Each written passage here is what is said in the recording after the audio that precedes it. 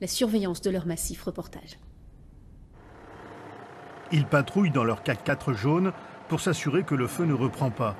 Les bénévoles de la défense de la forêt contre l'incendie, la DFCI, ont du pain sur la planche. Cet après-midi, alors que les Canadair intervenaient sur les feux encore menaçants, les gardiens de la forêt éteignaient les dernières fumerolles.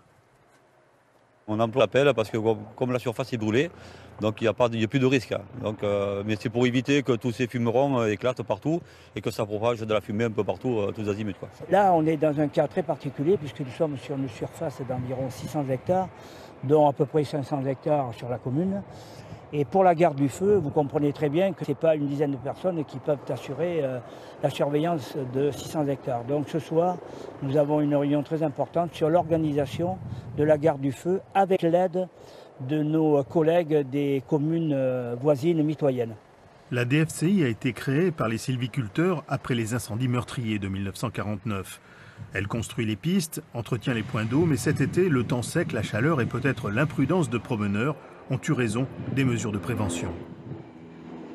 La première réflexion, c'est la désolation, la tristesse, parce que nous aimons notre forêt, nous la respectons et contrairement à un céréalier qui peut perdre une récolte parce que par une sécheresse, il perd l'équivalent d'un an, nous perdons l'équivalent de 50 ans lorsque vous voyez les pins à l'arrière qui ont pris un coup de chaleur, de feu et qui obligatoirement doivent être coupés avant qu'ils ne dépérissent.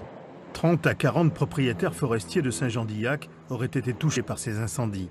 Sur 12 000 hectares de superficie, la commune compte plus de 9 000 hectares de forêt. Et pour suivre l'évolution